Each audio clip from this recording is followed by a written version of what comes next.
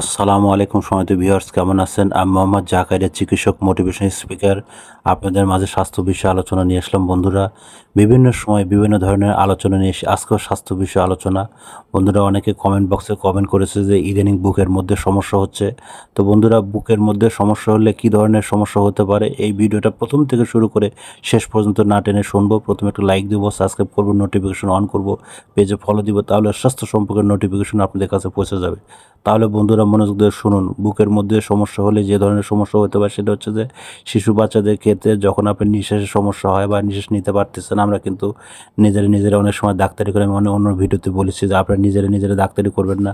অনেক সময় আপনারা হিস্টিজিন সিরাপ বা ক্লোফেনিয়াম জাতীয় খাওয়ান, বা এই জিনিসগুলো কিন্তু ঠিক না। আরেকটা বিষয়, যাদের বড়দের ক্ষেত্রে এই ধরনের সমস্যা হয় বা অ্যাজমার টান, সেই ক্ষেত্রে কিন্তু আপনি হিস্টেসিন বা অন্য অন্য যে সিট্রিজিন আছে এগুলো কিন্তু খাওয়াবেন না। আর বুকের সমস্যা হলে কিন্তু নিঃশ্বাস বন্ধ হয়ে গেলে কিন্তু মানুষ মারা যেতে পারে। তো বন্ধুরা, নিজেকে ভালোবাসুন, নিজেকে সুস্থ রাখার চেষ্টা করুন। আর প্রাথমিকভাবে সমস্যা হলে স্বাস্থ্য কমপ্লেক্সে দেখান।